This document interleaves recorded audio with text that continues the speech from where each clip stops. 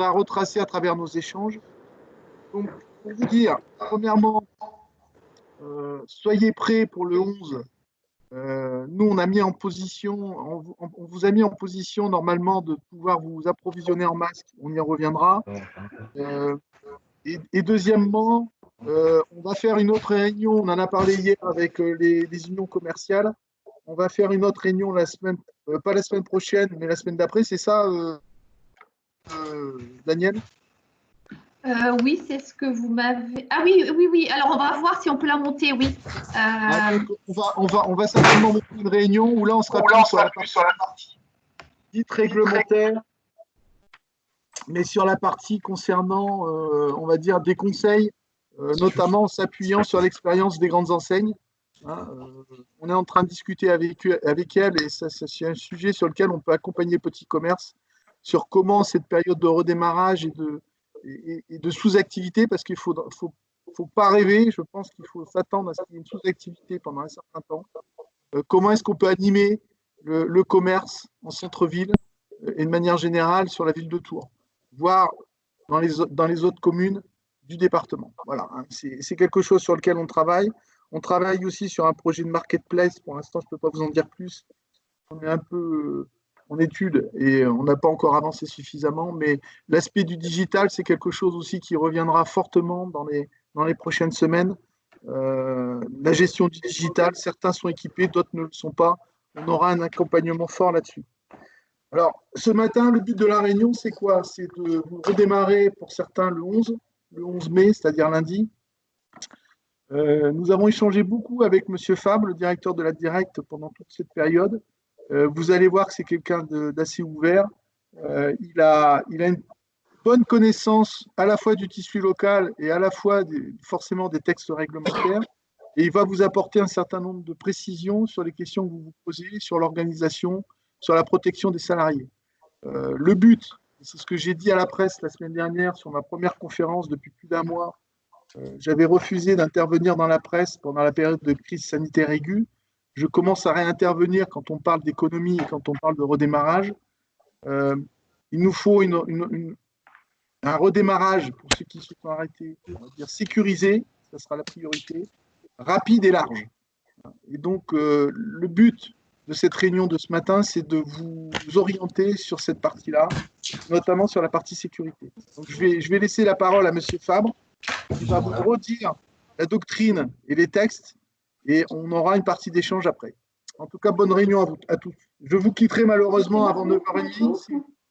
Je vous quitterai avant 9h30 puisque j'ai une réunion de bureau au niveau de la CCI régionale. Monsieur Fabre, je vous laisse la parole. Excusez-moi, juste avant que M. Fabre prenne la parole, une petite précision technique que je ne vous avais pas donnée. Pour votre confort, lorsque M. Fabre va intervenir, si vous souhaitez le laisser en plein écran, vous passez votre souris sur son image et vous avez une petite épingle. Quand vous cliquez dessus, ça épingle son image et elle prend la place sur l'ensemble de l'écran. Ce sera plus confortable pour vous pour suivre la conférence. Voilà, juste cette dernière précision et je coupe mon micro. Et si chacun peut effectivement également couper son micro et sa caméra, ça sera plus confortable pour tous. Merci. Ah, je peux y aller alors. Bon. Vous pouvez y aller.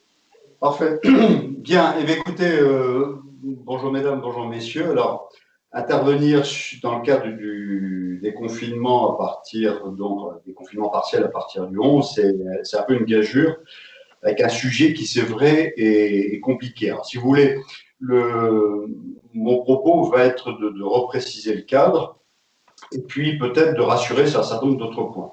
Alors d'abord, je tiens à préciser qu'à la Directe, donc service du ministère du Travail, comme on intervient sur plusieurs sujets, économie, travail, et questions d'emploi, c'est-à-dire qu'on a un point de vue assez global et donc ça nous permet de pouvoir ajuster notre action et les propos que l'on peut tenir vis-à-vis des entreprises, quelle que soit leur taille.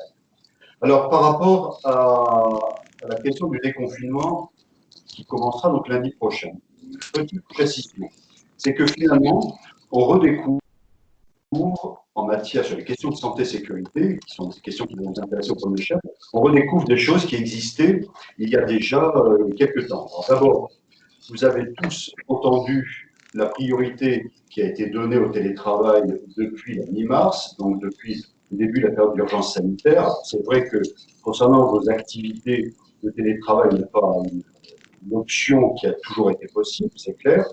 Mais je le recite parce que la première option pour éviter les risques, quels qu'ils soient, aujourd'hui c'est le Covid-19, la première option, c'est éviter d'exposer les salariés, donc c'est la question du télétravail.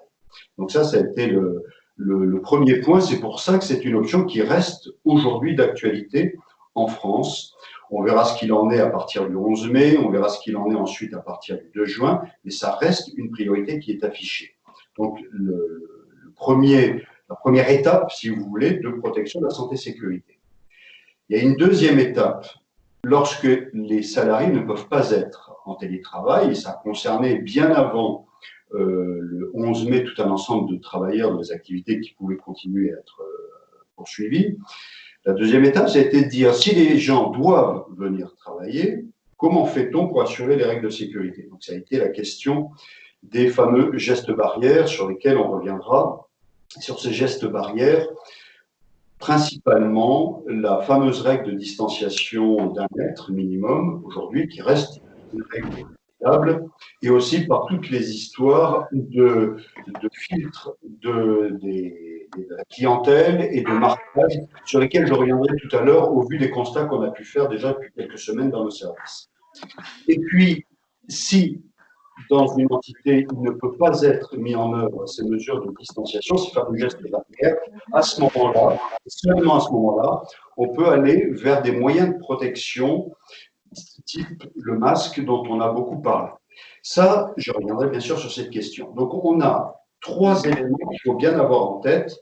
On évite l'exposition au risque, c'est le télétravail. On ne peut pas faire autrement, ce sont les fameux gestes barrières. Et en cas d'impossibilité pour une raison X ou Y, parmi les moyens de protection individuelle, notamment le port du masque. Il faut bien avoir cette chaîne en tête. Beaucoup découvrent aujourd'hui, mais qui pour nous, dans les services du ministère du Travail, ne constitue pas une nouveauté. Maintenant, c'est adapté au Covid. Une fois qu'on a dit ça, deuxième question, c'est la pratique. Bien. La pratique, quelle est-elle?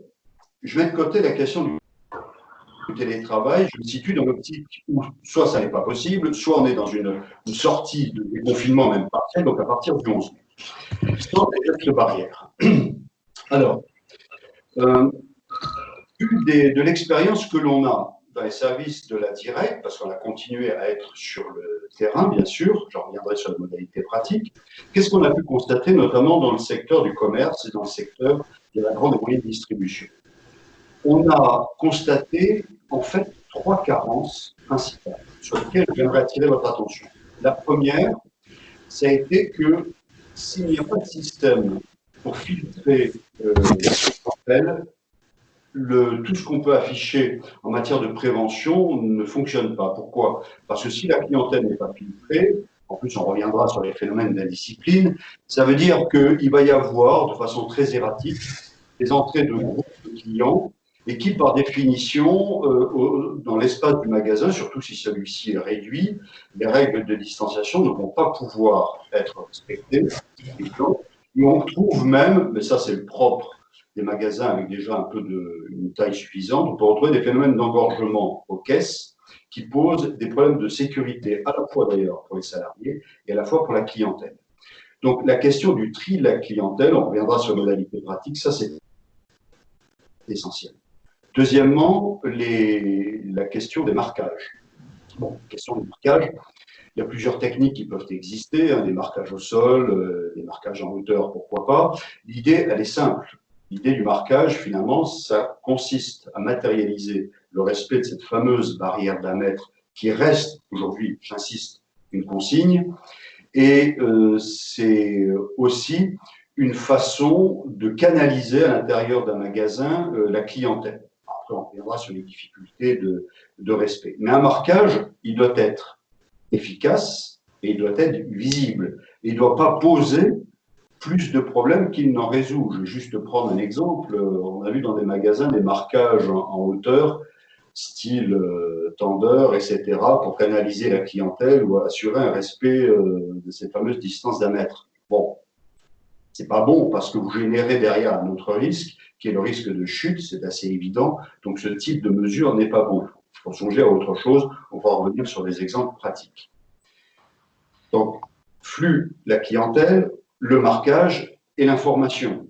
Si la clientèle n'est pas informée de façon claire et transparente, il est évident qu'elle va se retrouver à l'intérieur d'un magasin. Vous pourrez faire un certain nombre de remarques en disant « vous avez prévu telle ou telle mesure », mais si elle n'a pas vu la consigne, non seulement par définition, elle ne pourra pas la respecter, mais en plus, ça risque de créer des tensions avec la clientèle.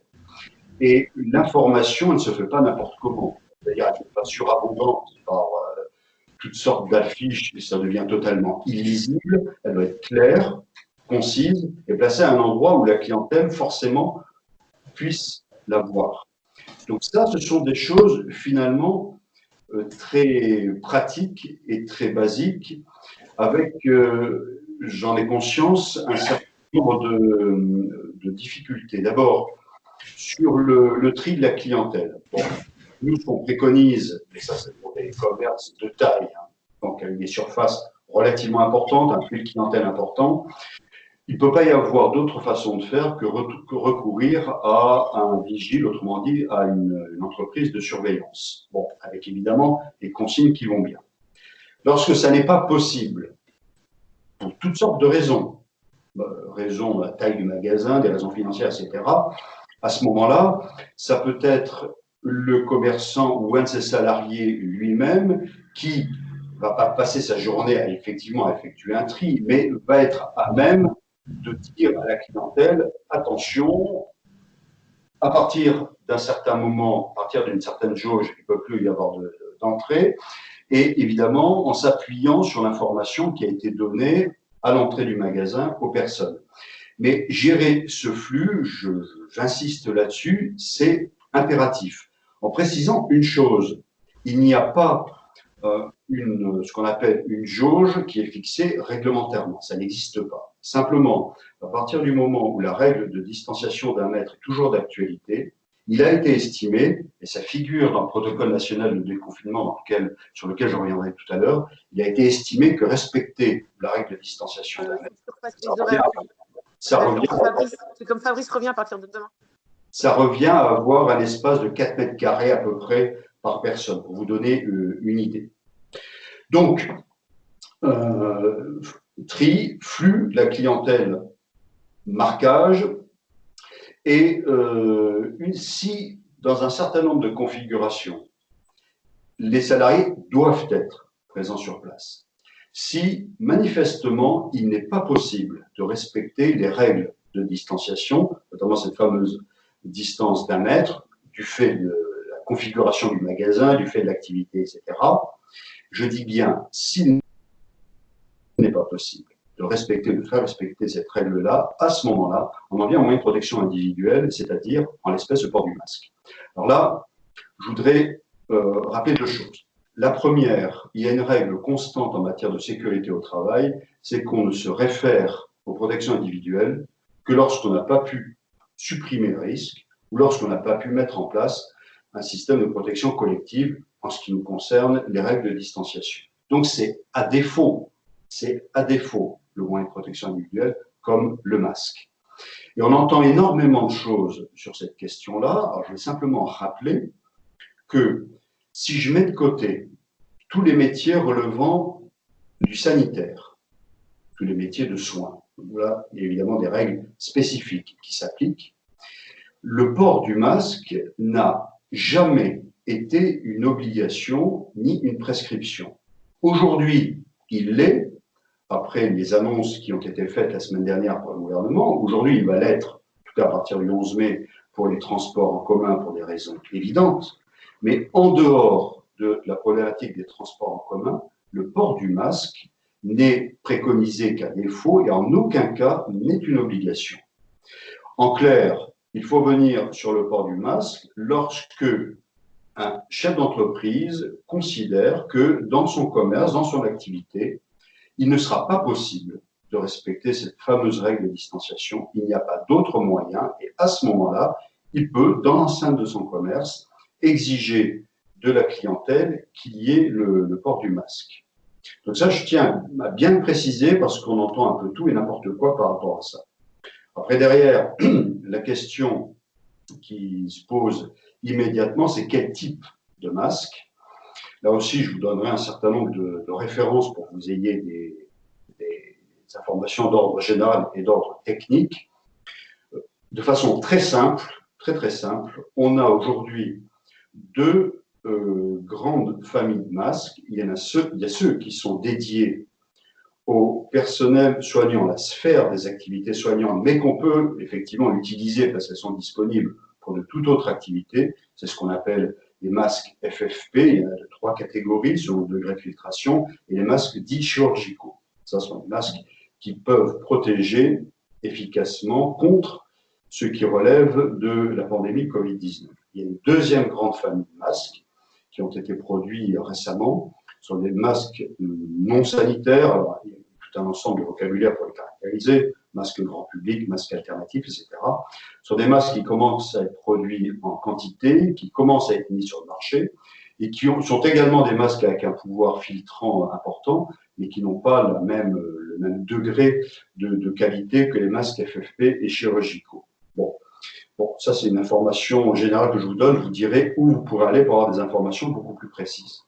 Donc si on synthétise mon propos, n'oubliez jamais sur l'aspect santé-sécurité des salariés, l'aspect principes généraux de prévention qui se décline en 3, comment on évite le risque, télétravail, pas usiter dans beaucoup de nos activités pour des raisons assez évidentes. Si on ne peut pas l'éviter, les moyens de protection collective, comment je m'organise dans mon entreprise avec l'information donnée à la clientèle, avec le respect de la règle de distanciation d'1 mètre, le marquage et bien sûr la mise à disposition au sein des magasins de produits tels les gels hydroalcooliques par exemple, des choses de ce type-là. Et si cela n'est pas possible à respecter, moi, employeur, j'estime que ça n'est pas possible, l'utilisation de masques, et dans vos commerces, vous pouvez l'imposer à la clientèle selon des modalités qui seront certainement définies plus tard, mais vous pouvez le faire. Donc, avec tous les types de masques. Ça, c'est la chaîne et ce qu'il faut avoir à l'esprit. Ce que je vous ai dit tout à l'heure, on pourra y revenir, nous, c'est le constat pratique que l'on a pu faire sur le terrain, c'est-à-dire le décalage entre ce qui nous a annoncé et la réalité, c'est-à-dire notamment autour de la clientèle et l'irrespect total de la règle de distanciation. On intègre bien le fait, perte pas de vue, que le souci que vous avez à régler, c'est la discipline de la clientèle. On sait qu'il y a beaucoup de gens qui s'affranchissent des règles, même s'ils les ont eues, qui s'estiment plus malins que les autres, non exposés aux risques, etc. Oui, ça, il y a vraisemblablement un problème à régler par rapport à ça. Et je voulais terminer cette petite présentation en rappelant, parce que c'est pas, même si on le martèle, finalement on s'aperçoit qu'il y a quand même un défaut d'information, peut-être de communication, mais toute l'information précise sur les règles de santé-sécurité, sur les guides réalisés par le ministère du Travail et qui sont disponibles et qui concernent tout un ensemble de métiers et de professions, dont le commerce. Il y a un guide général sur le commerce, il y a des guides spécifiques pour un certain nombre de ces commerces-là. Tous ces guides sont disponibles sur le site du ministère du Travail. J'ai donné à la Chambre de commerce et d'industrie les adresses s'y rapportant, l'adresse du site. Donc vous pouvez y aller, ce sont des documents simples, pédagogiques, qui donnent un certain nombre d'informations de fond. Donc allez le consulter, vous aurez toutes les informations pratiques. Et ça, vous pourrez le coupler avec le site de la Directe Centre Val-de-Loire, j'ai donné également l'adresse, où là, vous aurez les informations notamment sur la fameuse question des masques et des moyens de protection. Vous aurez un descriptif de ces moyens, ce qu'ils représentent et comment se les procurer également, avec un certain nombre de possibilités d'achat en ligne ou de points de vente, aujourd'hui c'est le cas, où vous pouvez vous les procurer. Donc vous avez des informations pratiques sur ces 2 sites, ministère du Travail et Direct. Il ne faut pas hésiter à les consulter. Et évidemment, et je terminerai par là, nos services à la Direct, nous sommes disponibles. Quand je dis nos services, on gère tout un ensemble de questions Il y a les aspects, évidemment, inspection du travail, ça fait partie de nos métiers, on est là pour veiller à l'application des règles, mais aussi apporter un certain nombre de conseils. Notre service renseignement, notre service dédié à l'activité partielle, notre service qui est également régional lié à l'activité économique. Donc, nous sommes là aussi pour vous conseiller et pour vous aider. Voilà ce que je voulais dire en introduction. Merci, Monsieur Fabre. En tout cas, je vous remercie beaucoup de cette présentation et de votre participation. C'est important d'entendre, on va dire, les principaux intervenants dans le domaine avec des explications claires. Alors maintenant, je suppose qu'on va passer aux questions-réponses et je laisse la main à l'animatrice ou à l'animateur, je ne sais pas qui prend la main là-dessus, pour les échanges. En binôme avec Frédéric. Donc, pour l'ensemble des participants, vous avez la possibilité de poser des questions via le chat. Donc, pour ça, vous avez la petite bulle de conversation. Et donc là, vous avez la possibilité de mettre vos questions. On a un certain nombre de questions qui étaient déjà posées, qui avaient déjà été posées lors de l'inscription. Donc, du coup, je vais peut-être les redérouler un petit peu. En ce qui concerne donc l'accueil client, la circulation dans le magasin, donc le nombre de personnes par mètre carré, vous l'avez évoqué. Est-ce que vous… Donc, on est sur 4 mètres carrés, c'est ça? Oui, le 4 mètres carrés, c'est une estimation par rapport à la règle du respect de la distance d'1 mètre. Hein. Donc, prenez-le comme une estimation. Hein. Ce n'est pas quelque chose de scientifique. Et voilà, ça donne un ordre d'idée, si vous voulez. D'accord. Dans une boutique qui fait 30 mètres carrés, il y a les produits, en fait, les présentoirs. Donc, c'est 4 mètres carrés sur la surface de circulation, surface disponible, ou ça prend en compte la superficie totale? Non, vous prenez en compte simplement la surface utile. Vous enlevez tout ce qui est étagères, meubles divers et variés. Il faut prendre la surface où la clientèle est susceptible de circuler. Après, vous savez, vous ne lancez pas forcément dans des calculs. Vous pouvez le faire, hein, vous connaissez la surface de votre magasin, vous voyez la surface où circule la clientèle. Donc, par rapport à la règle des 1 mètre, vous pouvez voir à peu près combien de clients maximum vous pouvez accueillir. Et vous savez, tout ça, c'est finalement plutôt du bon sens. Vous connaissez la surface. Même sans vous livrer à des calculs arithmétiques, des règles de 3, etc., vous êtes parfaitement capable de voir combien de gens vous pouvez accueillir. Le calcul qui est à faire, c'est plutôt pour les surfaces importantes. Oui. Mais après, dans les petites surfaces, encore une fois, c'est du bon sens. Sur la règle d'1 mètre, vous devez être capable de dire, bon, moi, mon magasin, c'est pas plus de 3-4 personnes. Au-delà, je ne peux pas. Mais c'est le plus délicat, c'est peut-être pas ça. Le plus délicat, c'est de dire que si vous pouvez laisser rentrer 4 personnes d'un seul coup, si vous en avez le double, bah, ça veut dire que les 4 autres attendent, forcément. Et donc, il faut gérer cette période d'attente, donc gérer cette circulation de clientèle. C'est à ça que je faisais référence, c'est certainement le point le plus délicat à résoudre, mais qu'il faut anticiper, forcément.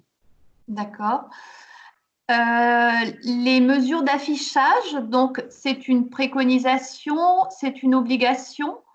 Quelles sont les mentions qui doivent figurer sur ces affiches? Alors, c'est une recommandation en tant que telle, parce que si vous n'affichez pas, ça veut dire que par définition, la clientèle va faire un peu n'importe quoi, et donc vous devez lui passer cette information. L'information, c'est de rappeler que dans le magasin, il y a un marquage à respecter pour les fameux 1 mètre, il y a, le cas échéant, un sens de circulation qui est imposé, le cas échéant, si vous l'estimez utile, des moyens style gel hydroalcoolique disponibles à l'entrée du magasin, une mention du style, je parle surtout du commerce alimentaire, que les gens n'ont pas à toucher et à manier l'ensemble des produits alimentaires. Je rappelle que dans le commerce alimentaire, il y a une règle qui, encore une fois, est une règle de bon sens qui fait partie des recommandations. Ça n'a pas de valeur réglementaire, qui est de dire, si vous touchez un produit alimentaire, vous l'achetez. On ne tripote pas les fruits, les légumes, etc. Ce sont des choses de ce type-là, vraiment des choses, encore une fois, j'insiste, basiques et de bon sens. Mais écrivez-le, mettez-le à un endroit visible, parce que si vous ne le faites pas, avec une partie de la clientèle qui peut être, comment dire, parfois de mauvaise foi ou indisciplinés, ils s'abriteront toujours derrière le fait de dire, bah, moi je ne savais pas, vous ne m'avez rien dit, et donc pourquoi je sortirais du magasin, que sais-je, des choses de ce type-là. Donc ça servira à tout le monde. Vous serez plus en sécurité, la clientèle, elle est au moins informée, et ça contribue aussi aux questions de santé-sécurité pour les salariés, si vous en avez. Et vous l'actualisez et vous évitez de surcharger l'information. Vous arrivez dans des magasins de petite taille aussi, hein, de voir 2, 3, 4 affiches superposées les unes sur les autres. Non, ça c'est pas bon.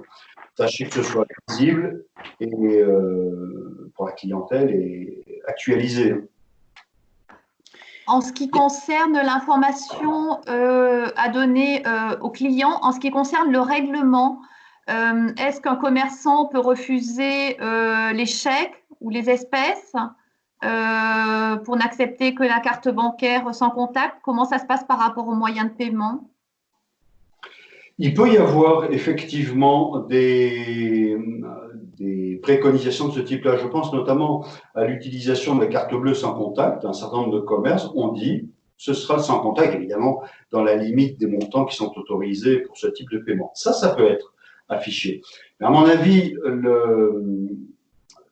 la préconisation que l'on fait, c'est que en matière commerciale, d'abord, le fait de prohiber un certain nombre de moyens de paiement, ça risque, sur les règles commerciales, de mettre en porte-à-faux un certain nombre de commerçants, même si dans le cas du Covid-19, on peut le concevoir.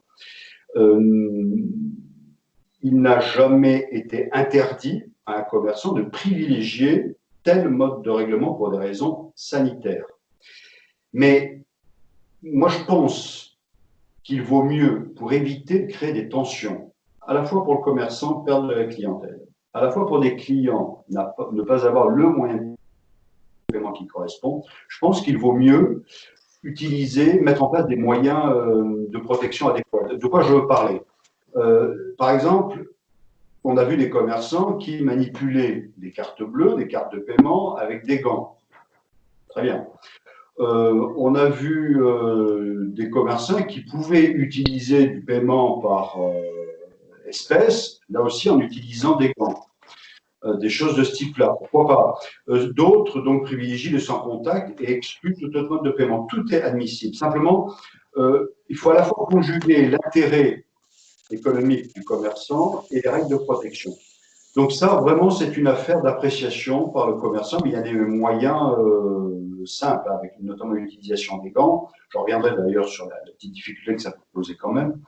Et aussi mettre des protections à une caisse sous forme de plexiglas, je l'ai vu dans un certain nombre de petits commerces, pour éviter non seulement la proximité avec le client, mais aussi pour utiliser une ouverture qui est faite dans le plexiglas pour les règlements, des choses de ce type-là. Mais tout est possible de ce point de vue-là, mais à condition de bien l'afficher. D'accord. Pas mal de questions sur la manipulation des articles, les essais de matériel en magasin de sport, des instruments de musique, l'essayage des articles, des vêtements, la gestion des cabines, les produits qui sont en libre service. Est-ce qu'il y a une durée de quarantaine d'un produit? Et une obligation de désinfection post-manipulation ou en tout cas un cadre de désinfection, beaucoup de questions autour de ce sujet aussi. Oui. Alors, sur la question des produits qui sont utilisés, vêtements ou autres, que je sache, en tout cas la littérature technique qu'on a pu lire, il n'y a rien de véritablement acté et arrêté sur ces questions-là. Donc ça, c'est un sujet sur lequel je ne pourrais pas apporter un éclairage précis. On a entendu un certain nombre de choses, comme quoi il fallait laisser de côté des affaires qui avaient été manipulées 24 heures. Bon, le temps que.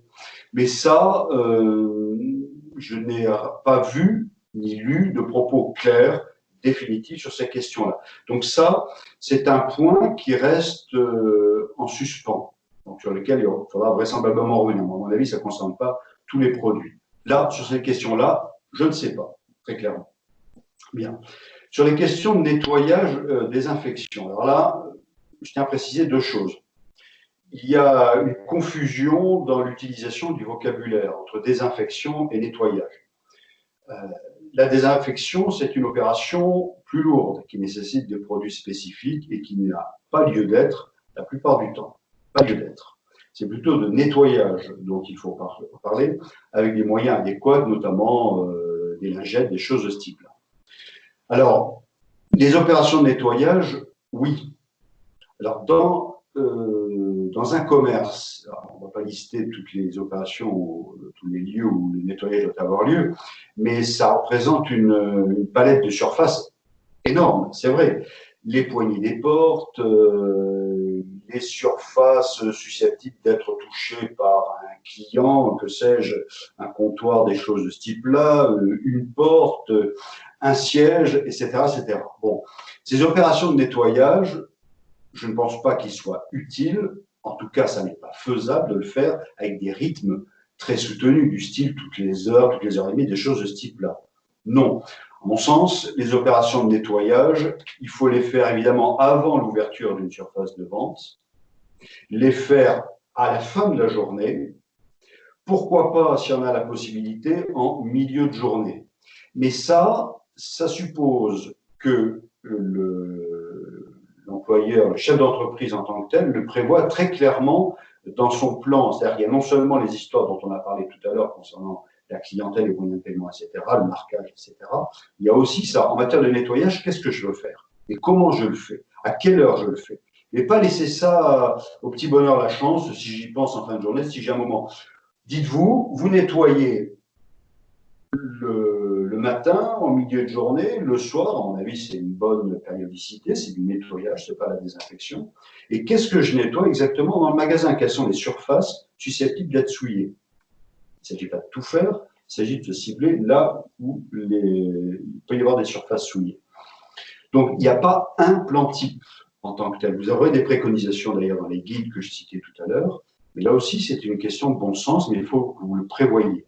Entre parenthèses, c'est la protection des salariés, c'est votre protection en tant que chef d'entreprise, c'est la protection de la clientèle. Voilà. Mais je parle bien de nettoyage, certainement pas de désinfection. La désinfection, on va peut-être la trouver dans des situations beaucoup plus lourdes, relativement à la pandémie. Je pense notamment à certaines opérations de chantier du BTP, et pas dans le commerce.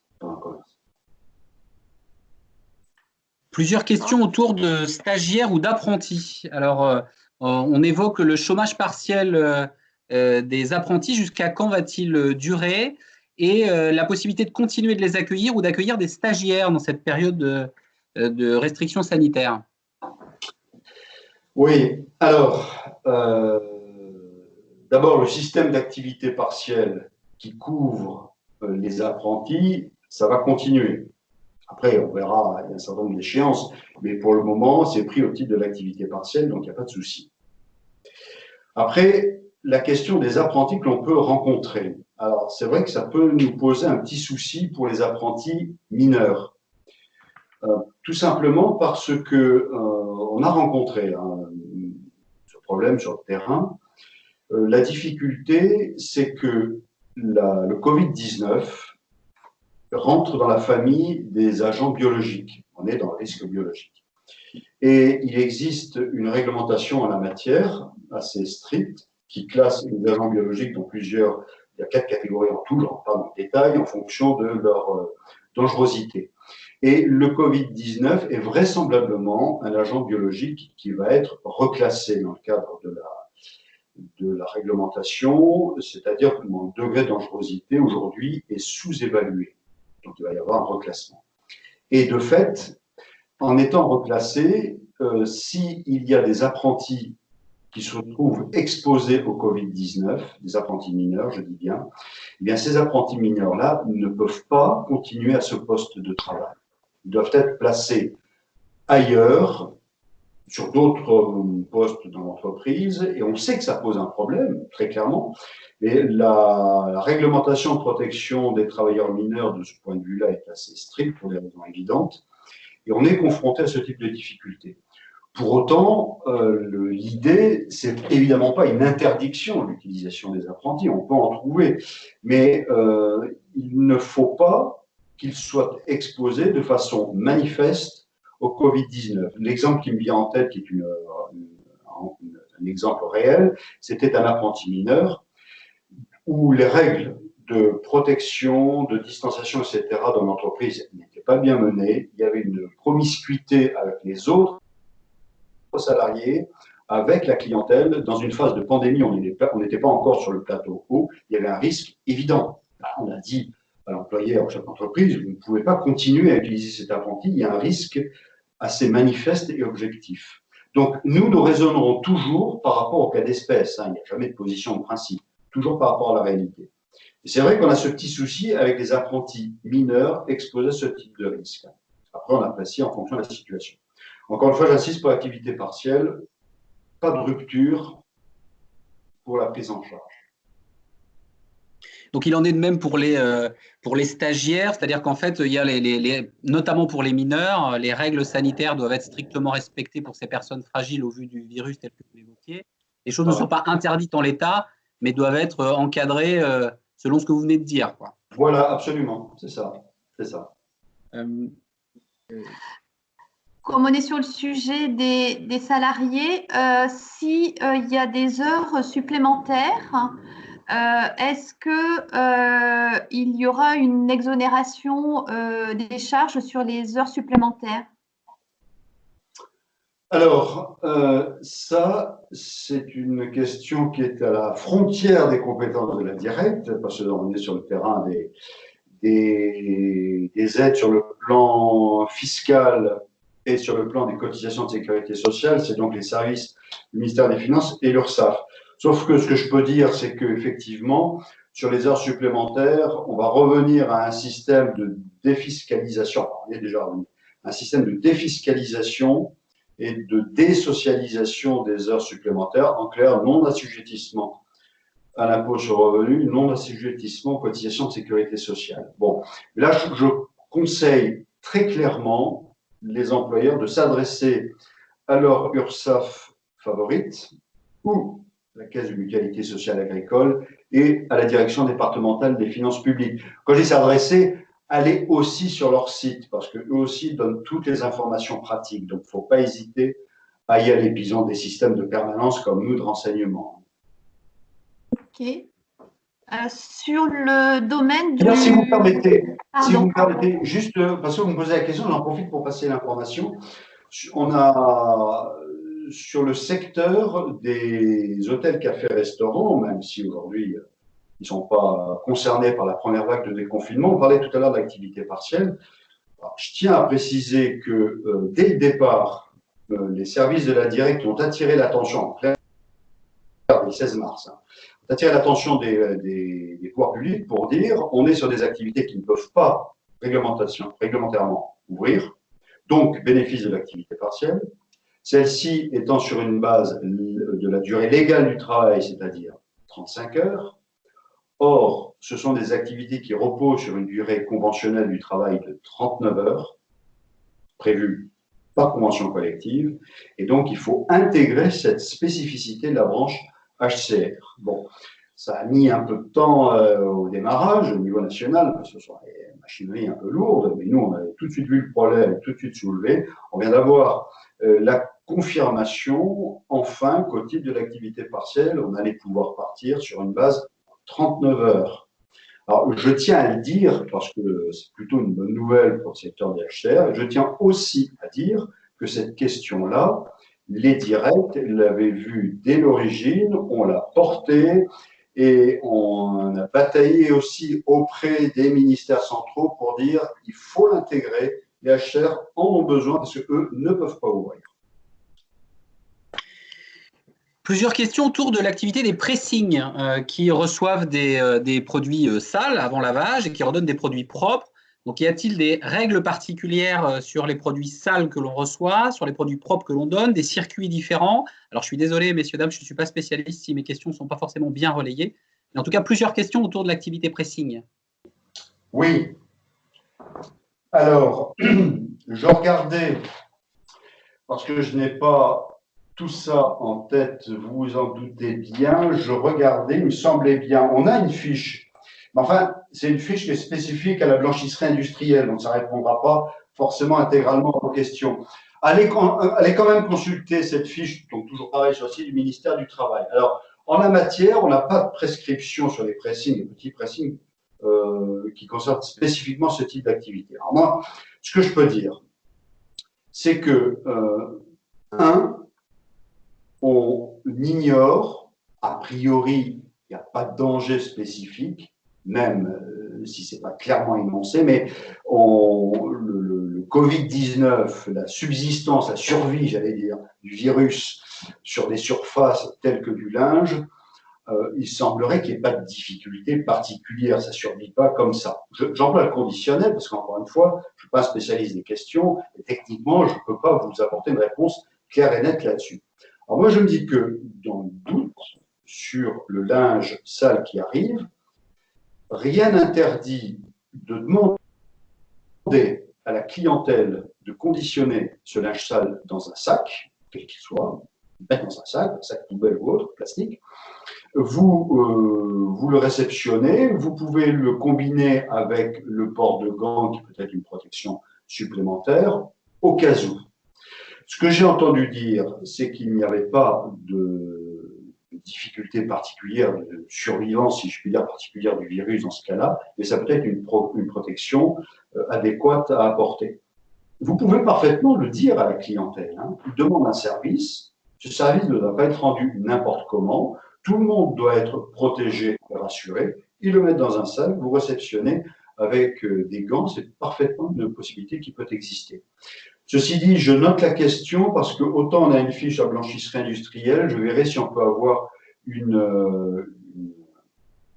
décliner cette fiche pour les magasins de taille beaucoup plus réduite. Une question sur une activité. Une question sur une activité caviste par rapport aux consignes. Monsieur se pose la question de savoir s'il peut reprendre les consignes des clients. Rien n'interdit. Rien. Après, c'est toujours pareil, on revient sur le même circuit, c'est-à-dire il n'est pas imposé des règles particulières dans ce type d'activité, si je puis dire, de consigne, mais rien n'interdit de mettre en place une espèce de chaîne de réception sur le conditionnement des produits, sur le port de gants, etc., etc. En tout cas, ce n'est pas quelque chose qui est prohibé aujourd'hui. Et à charge pour le commerçant de mettre en place ce type de protection qui peut être, qui parfois peut aussi avoir un impact psychologique important, et pour la clientèle et pour lui.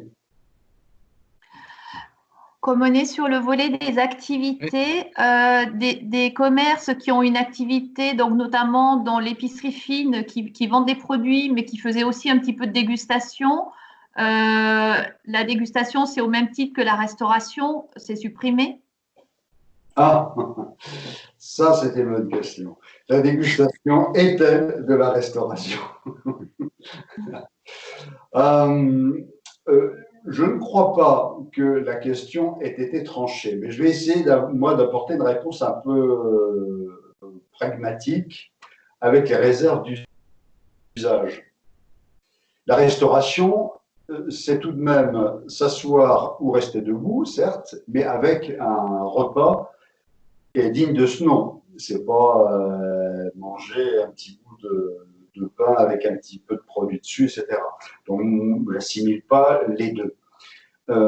Simplement, la difficulté que je vois, c'est que si on dit, en l'espèce, si moi, là, ce matin, je dis la dégustation, c'est pas de la restauration, il y a une chose que j'ignore, ce sont les risques de dérapage, parce qu'une dégustation, ça peut prendre toutes sortes de formes. On peut déguster plein de produits sur une durée longue, et de fait, on peut se retrouver insensiblement vers ce qui n'est plus une dégustation, mais plutôt de la restauration. Moi, je conseillerais là-dessus la plus grande prudence, parce que ça peut générer toutes sortes de difficultés. Je peux vous dire que on peut recevoir des appels à la directe de clients, de consommateurs, voire de commerçants, nous disant « j'ai vu telle chose, j'ai constaté telle chose, je ne suis pas d'accord, c'est pas normal, ça pose un problème, etc. etc. » Bon, ils ont tort ou raison, mais on peut avoir ce genre de choses.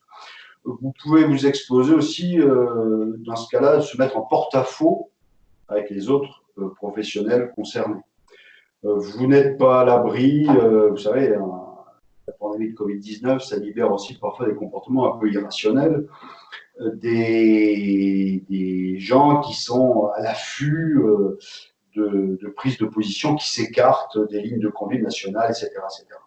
Donc moi, ma position, c'est de dire, comme on ne maîtrise pas cette frontière entre dégustation et restauration, comme un commerçant ne maîtrisera pas le comportement des gens qui l'entourent, quel que soit leur statut, moi je le déconseillerais plutôt, en tout cas dans cette première phase.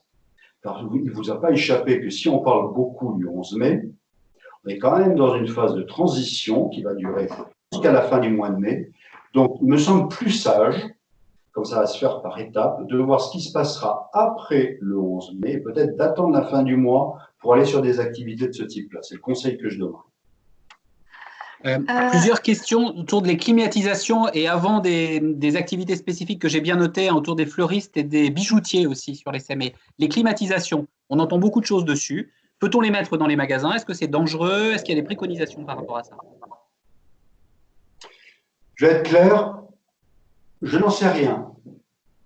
Mais je note que la question, effectivement, est peut-être intéressante. Donc, ce que je vous propose, je la note. Je reviendrai vers vous pour vous dire, voilà, sur ce sujet que je peux dire. On mettra l'information ensuite en ligne, bien sûr. Absolument, je la note. Donc, l'activité de bijouterie aussi, plusieurs questions. C'est une activité où on fait essayer des produits, des bagues, le nettoyage derrière, la possibilité de faire essayer. Alors, est-ce que c'est dans le même cadre que les vêtements notamment? Est-ce que sur des produits métalliques comme ça, il y a ou des simplicités particulières ou des consignes un peu différentes? Non, c'est pareil. Hein, la durée de vie du virus, si tant est que la personne qui a essayé le bijou soit atteinte sur des surfaces métalliques, hein, là aussi il y a plusieurs approches, c'est 2 heures, c'est 3 heures, c'est 4 heures, c'est pas. Rentrons pas là-dedans. Moi, ce que je préconise là-dedans, il y a des moyens très simples de nettoyage, notamment par lingette. Utilisez-le sur des bijoux. Je ne suis pas un spécialiste des bijoux, mais je doute fort que ça les altère. Utilisez ce type de précaution, tout simplement. Voire hors lingette sur les bijoux, ça peut être combiné aussi avec l'utilisation systématique du gel hydroalcoolique. La personne qui veut essayer un bijou, si c'est au niveau des mains, bien sûr. Si c'est au niveau du cou ou ailleurs, ce sera avec la lingette. Voilà des modes de protection de ce type-là. Là, ce n'est pas un problème. Et sur les fleuristes, les questions étaient posées étaient un peu de 2 types. Doit-on protéger les bouquets, c'est-à-dire les envelopper dans des choses particulières? Peut-on les exposer à l'extérieur ou doit-on les laisser à l'intérieur des magasins? Il y a beaucoup de fleuristes qui exposent évidemment à l'extérieur les produits. Y a-t-il aussi des consignes à ce niveau-là? Mais se poser cette question, ça signifierait qu'un bouquet de fleurs potentiellement peut être contaminé. Je n'ai pas vu de cas où il pouvait y avoir des contaminations par ce biais-là. Donc, protéger des bouquets de fleurs par des écrans physiques dans les magasins, pour moi, non, je ne vois pas l'intérêt. Je ne vois pas franchement l'intérêt. Quant aux gens, là aussi, toujours pareil, si on va aller jusqu'au bout de protection simple, c'est un peu comme les produits alimentaires. Hein. Les gens n'ont pas à toucher, à tripoter les fleurs, les plantes, etc. Donc ça peut être une préconisation qui est donnée par le fleuriste. Vous ne touchez pas, point. Vous pouvez voir, donc vous pouvez choisir. Nul besoin de toucher. Ça peut être une petite précaution supplémentaire. En ce qui concerne le matériel de protection, si un commerce impose le port du masque dans son magasin, est-ce qu'il a l'obligation de le fournir à son client? Non. Non, il n'a pas l'obligation de le faire. Alors après, on tombe sur l'organisation. Bon, évident que imposer le port du masque à la clientèle dans un commerce en lui disant au client, c'est vous qui l'apportez, ça risque d'agacer une partie de la clientèle, très clairement. Alors, rien n'interdit aux commerçants de les mettre à disposition. Dans ce cas-là, c'est évident que ça va être les masques dits grand public qui sont actuellement commercialisés, ce seront ceux-là. Il n'y a pas d'obligation qui pèse sur lui. Après, c'est la volonté du commerçant de faire respecter ces règles par la clientèle. On revient d'ailleurs à ce que j'ai dit au début. Hein. Ça, il faut l'afficher très clairement. Si vous ne le faites pas, le client risque de s'agacer. Je suppose que vous êtes certainement avertis, je parle à l'ensemble des commerçants, pour dire que la clientèle n'est pas forcément, comment dirais-je, disciplinée et bienveillante. On a vu des cas où ils s'affranchissaient des règles. Donc ça, encore une fois, j'insiste, hein, dites-le, écrivez-le, vous pourrez toujours vous abriter, entre guillemets, derrière le fait que vous avez passé les consignes, que le client ne les découvre pas. Et donc, il ne peut pas vous en faire de reproche. Plusieurs questions autour de salles de sport et de fitness. Donc, là, aujourd'hui, est-ce que le déconfinement progressif qui démarre le 11 mai les concerne? Dans quelles conditions peuvent-ils réouvrir? Nettoyage du matériel? À quelle fréquence? Les protocoles qu'ils peuvent mettre en place? Plusieurs personnes sont connectées autour de cette thématique. Non, elles ne sont pas prévues. Les salles de sport, etc., ne sont pas dans le contingent en tout cas le premier, de déconfinement. Hein. Ça, non. D'ailleurs, pour une raison assez évidente, parce que qui dit salle de sport dit promiscuité, dit forcément exercice physique. Alors, je ne sais pas si vous avez essayé de porter, sans faire d'activité physique particulière, des masques de protection. Vous ne restez pas des heures avec. Hein. Et donc, en pratiquant une activité sportive, c'est impossible. Bon, en plus, il y a l'émanation, la sueur, etc., etc. Non. Alors, pour toutes sortes de raisons de ce type-là, les salles de sport ne seront pas comprises, au moins dans la première phase de confinement. On verra après. En tout cas, pas le 11 mai. On n'a pas d'échéance aujourd'hui. Hein. On n'a pas de calendrier précis. Tout simplement parce qu'à partir du 11 mai, les pouvoirs publics ouvrent une période de déconfinement par État. Et donc, il ne vous a pas échappé que le calendrier, il va être très progressif. Pour revenir sur le sujet des masques, est-ce que masques et visières, est-ce que les visières peuvent être considérées comme des masques, en gros, en termes de protection? Non. Non, parce que ça n'a pas du tout la même fonction. Un masque, par définition, quand il est bien mis, hein, j'insiste, il protège le nez et la bouche. Quand je dis protège, il évite les projections et il évite que des projections extérieures n'arrivent. Ce qui n'est pas forcément le cas, c'est pas le cas de la visière. La visière, en fait, elle peut être recommandée, elle est même portée dans un certain nombre de situations, comme par exemple les caissières dans la grande et moyenne distribution, qui est couplée de plus en plus, et heureusement, avec un système de plexiglas. Bon, c'est une précaution supplémentaire, ça évite les incommodités liées au masque, parce que ces gens-là, professionnellement, restent longtemps statiques, et combiné au plexiglas, ça suffit. C'est dans ce cas-là. Mais ça n'a pas du tout la même vocation, mais en tout cas, lorsqu'il y a une proximité à moins d'1 mètre, c'est pas la visière, c'est le masque. Ok. En ce qui concerne le recyclage du matériel de protection, on a des questions qui nous avaient été posées lors de l'inscription sur ce sujet-là. Est-ce qu'il y a des consignes particulières? Est-ce qu'il faut des poubelles dédiées? Est-ce qu'il y a des choses précises par rapport à ça? Oui. Alors, dans le matériel de protection, d'abord, vous citiez tout à l'heure les masques. Alors, les masques, il y en a à usage unique. C'est le cas notamment des masques dits sanitaires, FFP2 et masques chirurgicaux que je citais tout à l'heure, et les autres masques dits grand public, dont la plupart sont des masques lavables. Donc ça, c'est un premier élément de réponse. Deuxième élément de réponse, l'idéal, quel que soit le type d'activité, y compris à titre privé, c'est tous les déchets liés à cela, c'est-à-dire les masques jetables, les lingettes, les tissus et autres papiers utilisés pour nettoyer telle ou telle surface avec du gel hydroalcoolique, etc. C'est le confiner, c'est le jeter dans un seul et même emballage que l'on peut ensuite laisser quelque temps fermer pour être sûr, même si encore une fois on n'a pas de données scientifiques et techniques précises, pour être sûr que ce soit entre guillemets désactivé avant de mettre ça dans le recyclage normal de toutes les ordures. C'est ça la préconisation qui est faite. Et du reste, parce que dans nos services, nous sommes confrontés au même type de difficultés, hein, je peux vous le dire, c'est ce qui se pratique dans mes services. Hein, on conditionne dans un sac poubelle à part, tous les lingettes, etc., on met ça de côté, une journée, quelques heures, avant de jeter ça dans les poubelles communes. C'est ça la pratique qui est recommandée. Une question encore concernant les masques et les visières. Visières dans un salon de coiffure, est-ce que c'est possible?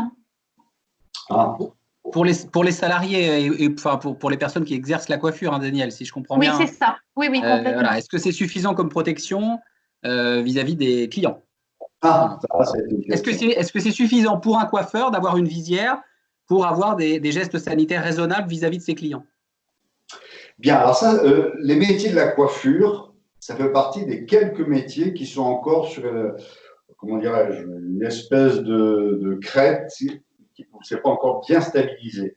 Parce qu'en fait, la difficulté, c'est que un coiffeur qui ne fait que la coiffure, la plupart du temps, il va flirter avec cette fameuse règle de distanciation d'1 mètre. Et dans certains cas, il va être en deçà d'1 mètre. Si en plus, il y a des opérations qui relèvent de la profession de barbier, alors là, n'en parlons pas, la distance de moins d'1 mètre, ça paraît évident. Donc, j'en tire la conclusion qu'à partir du moment où il y a une règle de distanciation de moins d'1 mètre, on retombe sur les moyens individuels, type masque. Problème avec la visière, c'est que si vous êtes à moins d'1 mètre, les voies respiratoires, elles ne sont pas complètement protégées. Et vous savez que le virus pénètre par voie buccale, nasale et les yeux. Protégerait les yeux, mais les voies respiratoires, à mon avis, non. Donc, il subsistera toujours un risque. Donc, de ce point de vue-là, c'est plutôt le masque que la visière. Mais j'ai parfaitement conscience que quand on dit ça, ça veut dire que ça impose le port du masque une durée relativement longue, et tous les problèmes d'inconfort qui y sont liés. Ça, on en a parfaitement conscience. Et sur les métiers liés à la coiffure, c'est une question que l'on a posée. Donc finalement, je ferai une réponse en 2 temps. Une qui est de dire, compte tenu de la configuration de ces métiers, en moyen de protection individuelle, c'est le masque, en totale conformité avec ce que j'ai dit au début de mon intervention. Et le côté pratique, on se doute bien que ça vient entraver ce métier-là. Donc c'est une question que l'on a posée qui aujourd'hui n'est pas complètement tranchée. Donc comme la question que vous m'avez posée sur le pressing et sur la climatisation, c'est un point sur lequel je reviendrai vers vous. J'imagine que c'est la même chose pour les salons d'esthétique. C'est pareil, c'est la même problématique. Ah, vous doutez bien, parce qu'on ne va pas sombrer non plus. La réponse va être globale. On ne va pas sombrer dans le ridicule selon la partie du corps que vous épilez. Vous serez à plus ou moins d'1 mètre du visage de la personne. Donc, il faut traiter la question globalement. Donc, c'est pour ça que je dis que c'est le même type de question que pour les coiffeurs et coiffeuses, bien sûr. Plusieurs questions autour des salariés, alors de leur accueil et des conditions de l'exercice, les vestiaires, consignes particulières, maintien de vestiaires de salariés, obligations, et des coins détente ou des cafés qui étaient proposés aux salariés, coins café, est-ce qu'ils doivent être plutôt prohibés, plutôt maintenus, le cadre des conditions de travail? C'est pareil que dans la surface de circulation avec la clientèle. C'est le même principe, c'est-à-dire que vous effectuez un le sens de circulation, mise à disposition de moyens de protection, notamment le gel hydroalcoolique, point d'eau, etc., etc. Bon. Et vous passez les consignes aux salariés de respect de ces règles-là. Si c'est faisable, si c'est faisable. Si ça n'est pas faisable, eh bien, vous prohibez purement et simplement l'accès à telle ou telle partie, que ce soit un vestiaire ou des choses de ce type-là. Mais la difficulté derrière, c'est si vous estimez que vous ne pouvez pas décemment maintenir ce qui existait, une fontaine à eau, un vestiaire, etc. Derrière, il faut que vous prévoyiez une mesure de substitution. Vous n'allez pas condamner un vestiaire si vous avez 2 ou 3 salariés. Il faut bien l'organiser, cette chose-là. Alors, il peut y avoir il y a pas mal de solutions qui peuvent exister, c'est-à-dire demander aux salariés de se préparer en amont, c'est-à-dire avant de venir dans le magasin.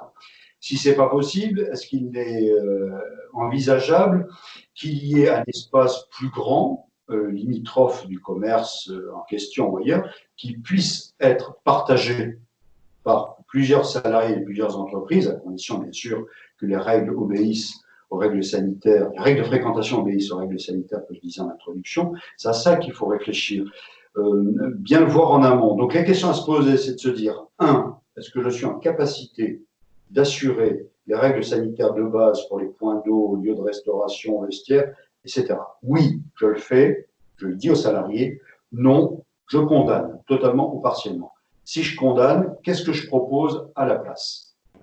C'est ça qu'il faut, c'est toute cette chaîne-là qu'il faut voir. Et ça rejoint ce que je disais tout à l'heure, c'est que toutes ces questions-là, que ça concerne la clientèle, ça concerne l'affichage, ça concerne les salariés, il faut y réfléchir et bien le prévoir, plutôt que de se retrouver démunis par rapport à un redémarrage potentiel le 11 ou après.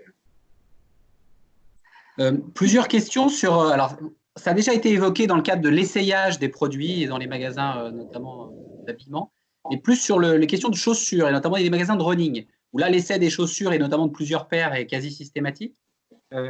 Règles de désinfection ou nettoyage des lacets, des chaussures, peut-on faire autrement? Peut-on permettre, sur cette activité où l'essayage, encore plus peut-être dans des magasins de vêtements plus traditionnels, est systématique, qu'est-ce qu'il est possible de faire et quelles seraient les consignes ou le cadre qui pourrait être respecté?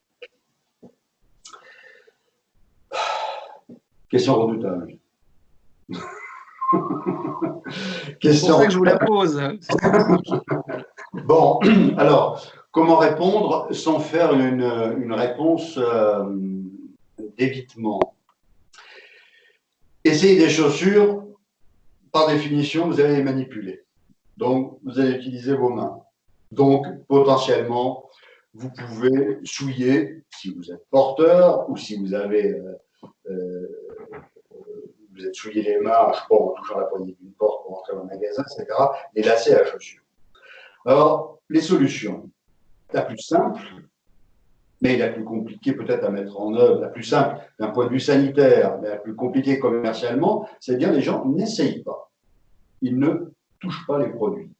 Je me doute bien que pour des chaussures, c'est un peu compliqué. Donc, si le commerçant veut continuer à faire essayer les chaussures par les clients, je ne vois pas 36 solutions que de imposer le port des gants à la clientèle ou bien systématiquement, après chaque utilisation des chaussures, passer un coup de lingette sur la chaussure et les lacets. Il n'y en a pas d'autre. Il n'y en a pas d'autre.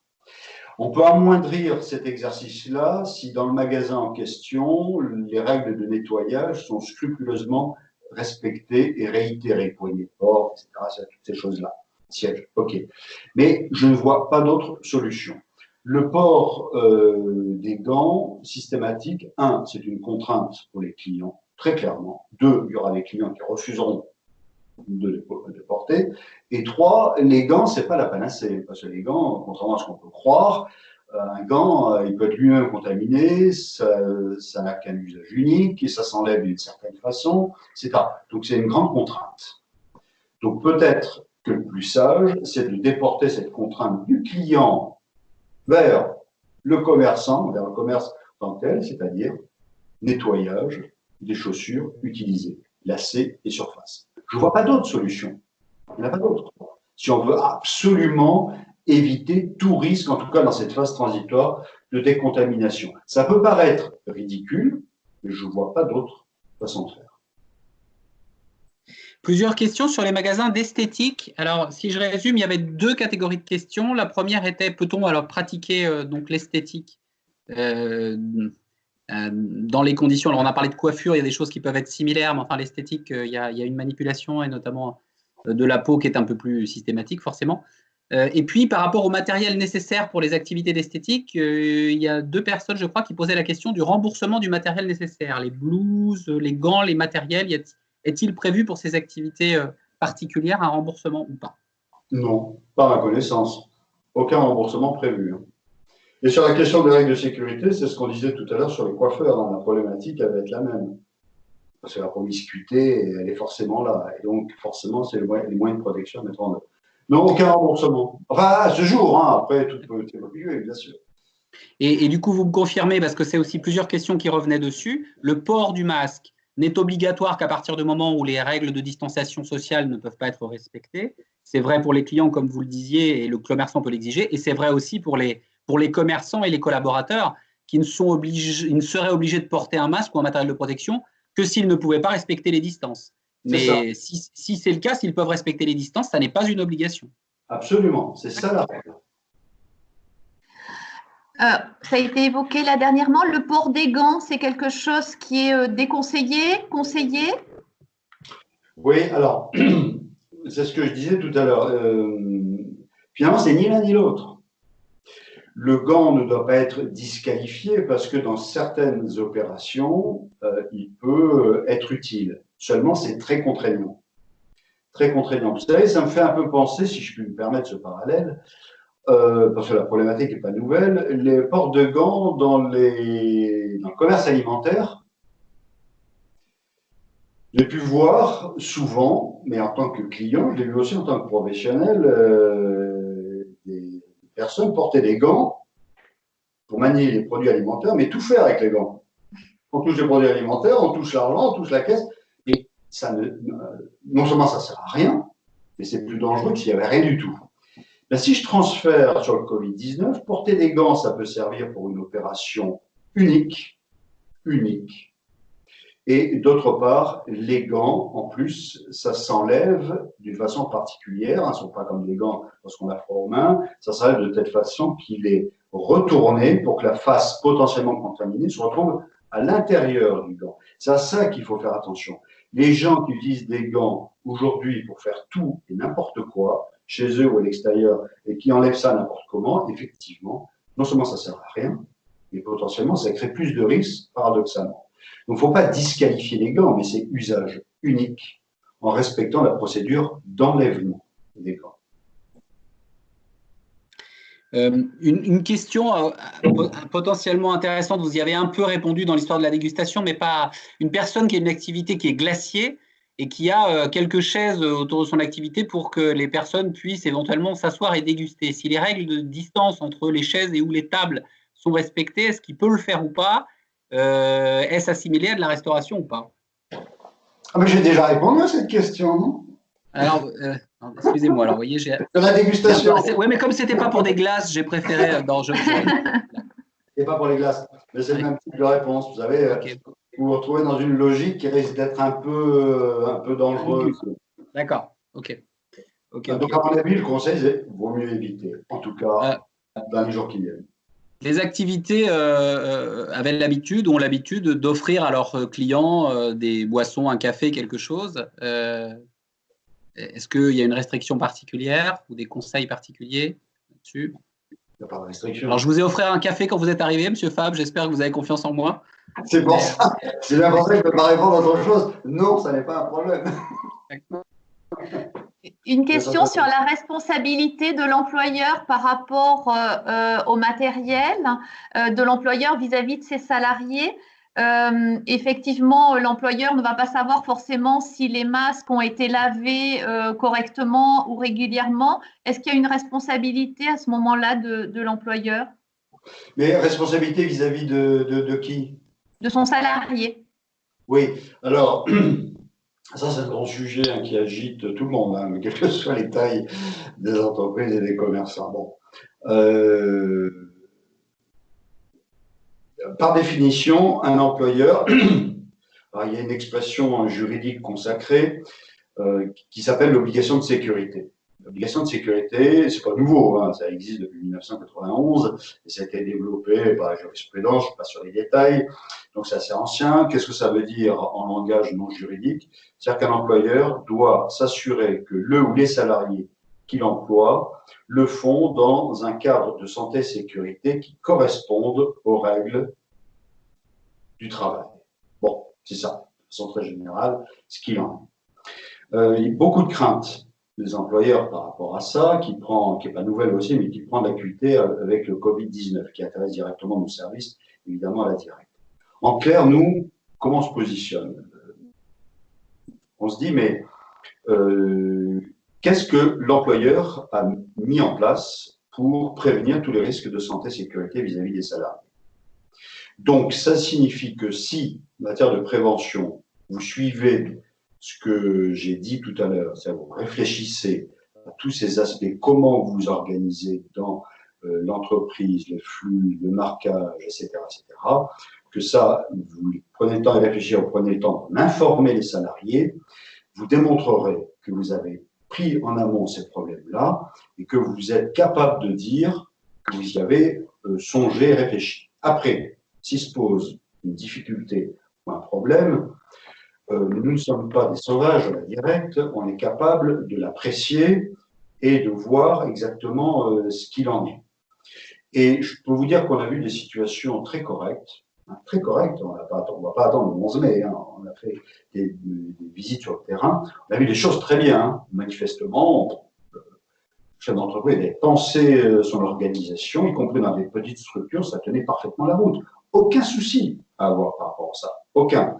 Par contre, à contrario, on a vu, c'était dans des surfaces déjà relativement importantes, n'importe quoi, c'est-à-dire des choses non seulement qui n'avaient pas été pensées, mais pire, des choses soi-disant pensées et écrites et pas appliquées. Il n'y a rien de pire que de dire voilà ce qu'on va faire et de ne pas le faire. Ça ne passera jamais. Ça ne passera jamais parce que la personne de la directe qui sera présente considérera que c'est de l'esbrouf et que c'est pas bon. Donc ça, il faut absolument éviter. Et donc votre bonne foi, vous la démontrerez en ayant réfléchi à des choses concrètes, pratiques, en les mettant en œuvre. Et puis s'il y a une difficulté, eh bien, ça ne sert à rien de l'escamoter, de mettre ça sur le tapis. Vous l'exposez, quand j'ai vous l'exposez, je crois, vous l'exposez au détour d'une conversation avec un agent de la directe, ou vous soulevez le problème en amont parce que vous avez telle ou telle difficulté. Mais c'est cette démarche de bonne foi qu'il faut avoir. C'est ça qui est important. C'est ça. Et ça pèsera positivement en matière de responsabilité. Après, on se doute bien que vous ne maîtrisez pas tout. Il est évident que s'il y a des règles de sécurité qui sont mises en œuvre, clairement exposées, le salarié ou les salariés doivent les respecter. Évident, ils ne peuvent pas s'en affranchir. Ça s'applique. Et on sait également que vous ne maîtrisez pas la clientèle. Hein. Ce qu'on disait tout à l'heure, les gens hargneux, de mauvaise foi, ok, ça peut être intégré. Mais surtout, vous le faites en amont. Vous démontrez que vous avez réfléchi à la question. Je le répète, rien de pire que l'amateurisme où on fait tout un peu n'importe quoi et ce qu'on a prévu de faire, on ne le fait pas. Non, ça il faut clairement anticiper et le mettre en œuvre pratiquement. Est-ce que, justement, par rapport à ces normes, il y a des obligations avec le document unique de prévention des risques? Oui. Oui, mais ça, l'évaluation des risques, qui est une obligation ancienne, on redécouvre d'ailleurs les vertus de l'évaluation des risques. Si je puis me permettre, c'est l'un des aspects induits qui n'est pas si mauvais finalement par rapport uniquement à la sphère prévention des risques professionnels. Mais qu'est-ce que c'est la prévention des risques professionnels? C'est ce que vous faites ou vous allez faire, les commerçants. C'est de se dire, voilà, je suis confronté à tel problème lié à la pandémie, comment je fais pour préserver la sécurité et la santé des salariés que j'occupe, ainsi que la mienne d'ailleurs, qu'est-ce que je mets en œuvre? Là, je pose le problème, je connais la configuration de mon magasin, j'ai X salariés, comment je gère? Ben, c'est ça la prévention des risques professionnels. Posez le problème et vous donnez les moyens de le résoudre. Et après, évidemment, il n'y a pas une solution à tout, mais au moins, là, vous avez démontré que vous êtes inscrit dans cette dynamique. Bah, c'est ça, hein. Il ne faut pas se laisser submerger par le côté un peu fort de l'expression prévention des risques professionnels, mais basiquement, c'est ça. Question très précise, activité de toilettage. Une personne nous pose la question. Alors là, on manipule ou on a des liens avec des animaux. Pareil, consigne, limitation dans le cadre de ce déconfinement progressif du 11. Le Covid-19 est-il transmissible par les animaux? Alors là, on ne sait pas trop. Oui. Du reste, ça renvoie, entre parenthèses, à une question qui est beaucoup plus large sur l'origine. Je n'ai pas osé la faire. J'y ai pensé, mais je n'ai pas osé. L'origine du virus, déjà, il y a quelques controverses qui ne sont pas que sanitaires, d'ailleurs, entre parenthèses. Bon. Là aussi, c'est une question à laquelle je ne peux pas apporter une réponse péremptoire, ça excède le champ de mes compétences. Donc, idem, je la note et je reviendrai vers vous. Quand je dis je reviendrai vers vous, je vous dirai, écoutez, voilà la réponse. Là, je vous dirai, il n'y a pas de réponse parce que je n'ai pas la solution. Je vais prendre en compte cette question-là. Plusieurs questions aussi par rapport aux dispositifs de soutien. Il y en a eu un certain nombre de mises en place et on en évoque d'autres, notamment les charges sociales et fiscales. On évoque pour les commerces de proximité, une réflexion autour de l'annulation de certaines charges sociales et fiscales. Il y a des débats en cours. Est-ce que l'on en sait plus? Est-ce qu'on a des perspectives d'annonce à ce sujet-là? C'est pas mon rayon. Mais oui, je sais bien, c'est vrai. Je vais quand même, parce que bon, il y a quelques échos sur la question. Oui, effectivement, il est question d'une annulation pure et simple des cotisations de sécurité sociale, mais c'est une annonce politique qui a été faite. On n'a pas encore le détail. Et le détail, c'est-à-dire qui est concerné, selon quel calendrier. Ça, effectivement, ça a été annoncé. En tout cas, en dehors des annulations pures et simples, vous savez qu'il y a tout un mécanisme de report qui existe. Donc, idem, moi, je vous invite à aller voir sur le site de la DDFiP et le site de l'URSSAF par rapport à ça. Et en dehors des futures annulations, des systèmes de report, impôt sur le revenu, cotisation de sécurité sociale, il y a aussi les aides exceptionnelles qui sont apportées. Je pense notamment à celle du Fonds de solidarité, les 1 500 € initiaux, et puis après d'autres systèmes d'aide qui sont possibles. Simplement, je le mentionne, parce que même si ce n'est pas mon service qui s'en occupe, parce qu'il y a je crois que ce n'est pas non plus connu par tout le monde, même si évidemment, il y a beaucoup de personnes qui ont formulé la demande, mais je crois qu'il ne faut pas oublier aussi ce système d'aide. Si on remplit les conditions requises, évidemment, mais qui sont plutôt larges.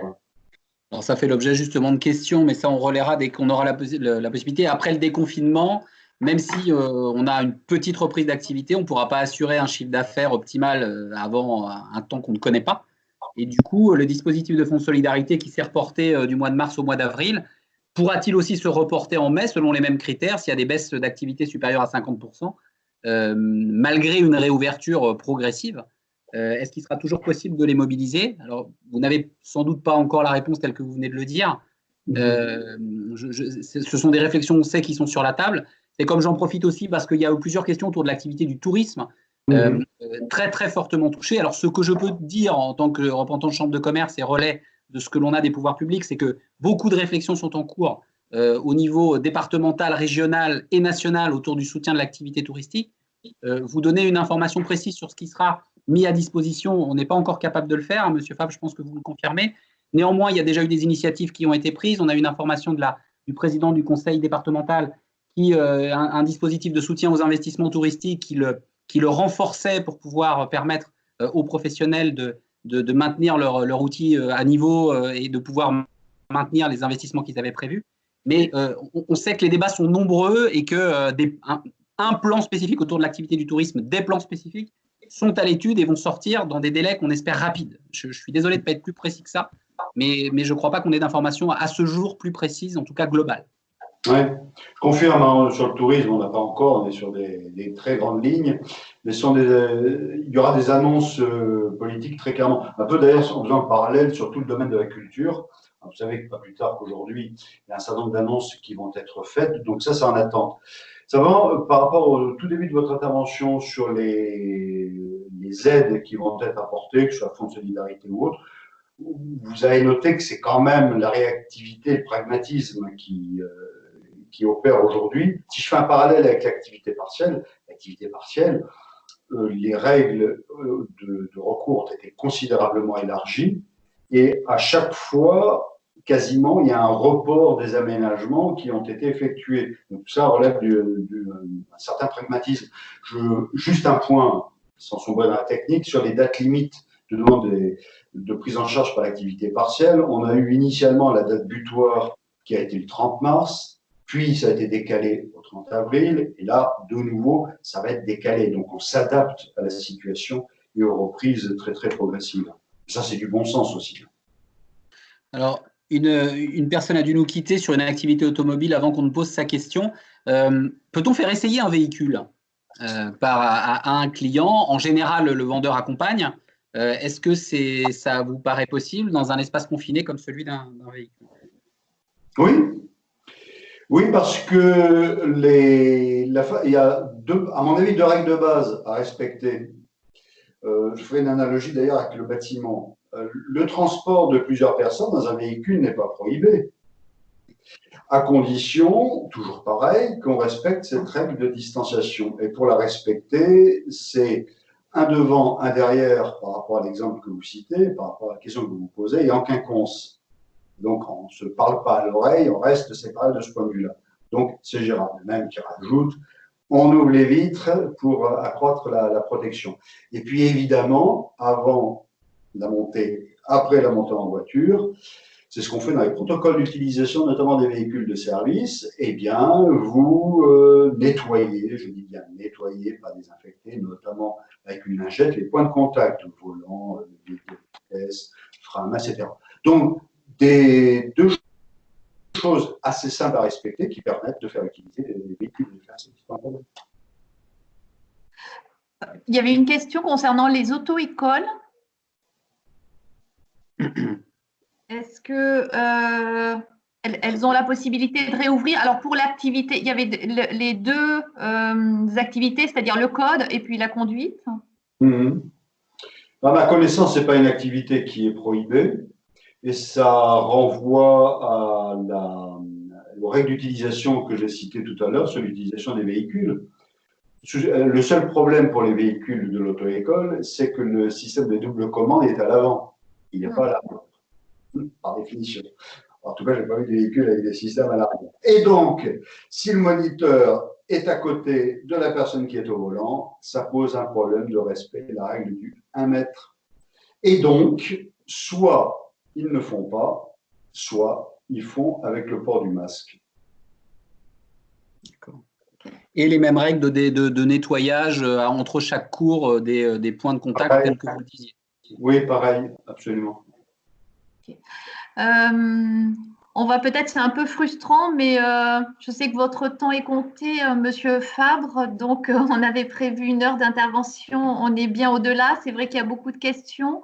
J'espère que pour le moment, j'ai l'impression, Dani, qu'on a à peu près vu toutes les thématiques qui étaient posées en question. Je n'ai pas le sentiment qu'on en ait oublié. Il y a une dernière peut-être autour du déballage des marchandises, mais vous en avez parlé. Les gants ne sont pas la panacée, sauf pour certaines choses très précises. Voilà, c'est ça. Ouais. Donc, sur le déballage des marchandises, ça peut être une solution. Ça peut être une solution.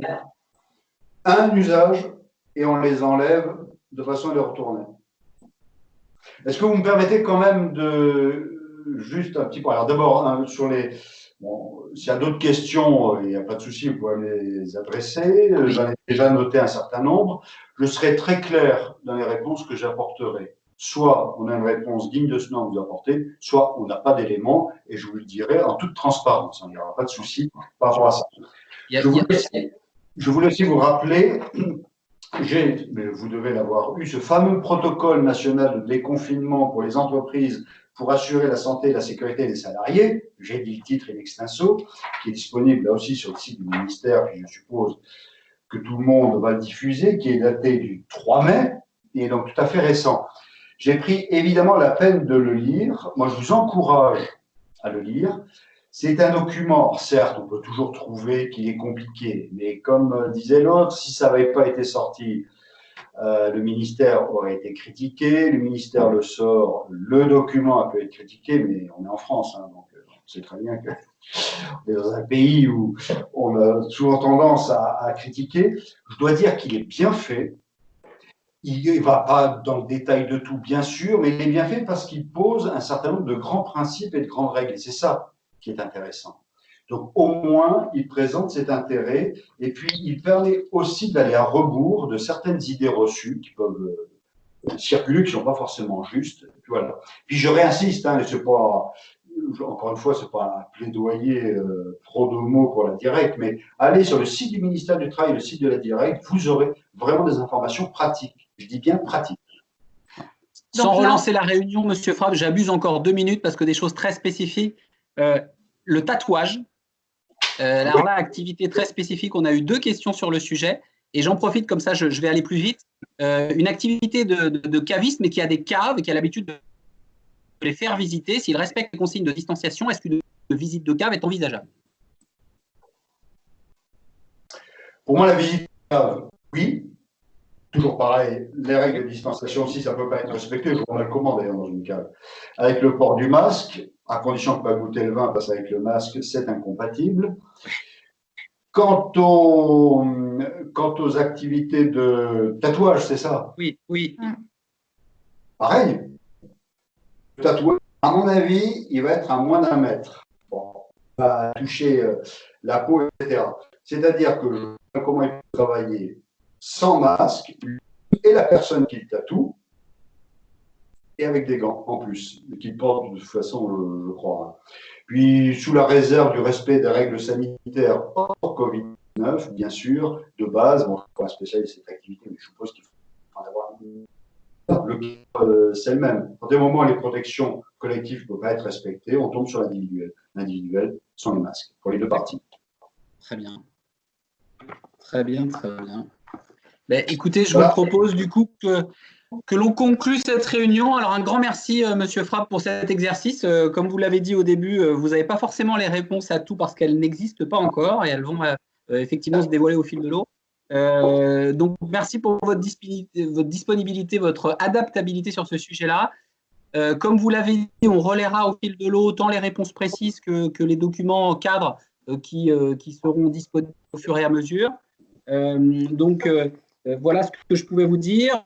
Le fait que les documents de référence, on va les mettre à la disposition et les faire parvenir aux personnes qui se sont inscrites parce que nous avons leur adresse mail. Et puis, une petite information aussi avant de se quitter, c'est qu'on a souhaité ouvrir un espace privé sur Facebook qui soit dédié aux commerçants pour qu'il y ait un partage de bonnes pratiques qui puisse être effectué. Donc, dans le relais d'information qu'on vous fera après la réunion, on vous donnera les éléments pour pouvoir justement vous connecter à cet espace privé Facebook pour que vous puissiez échanger sur vos bonnes pratiques. Voilà. Et on vous enverra, comme il est traditionnel dans nos webinaires, un questionnaire de satisfaction pour voir si les choses ont convenu. Je vous rappelle qu'il y a d'autres thématiques qui sont au fil de l'eau proposées dans le cadre de cette préparation de reprise d'activité, de relance d'activité ou de gestion de la crise. Donc, n'hésitez pas à vous y référer et on reste bien entendu à votre disposition pour tout ça. Un grand merci, Pierre Fabre, pour votre intervention. Et puis, à tout de suite. Merci. Oui, Et très bonne journée à tout le monde et merci de votre participation. Oui, Frédéric, juste pour ajouter dans les messages, là, tout le monde nous quitte, mais voilà, tout le monde nous remercie effectivement la Direct pour votre intervention, même si on n'a pas toutes les réponses. Vous pouvez regarder sur le chat. On en a déjà eu un certain nombre, et effectivement. Oui. On a beaucoup de réponses de merci en tous les cas. C'est certains fantasmes et mettre un petit peu de bon sens là-dedans. Voilà. Merci beaucoup. Excellente journée. Merci à vous. Merci.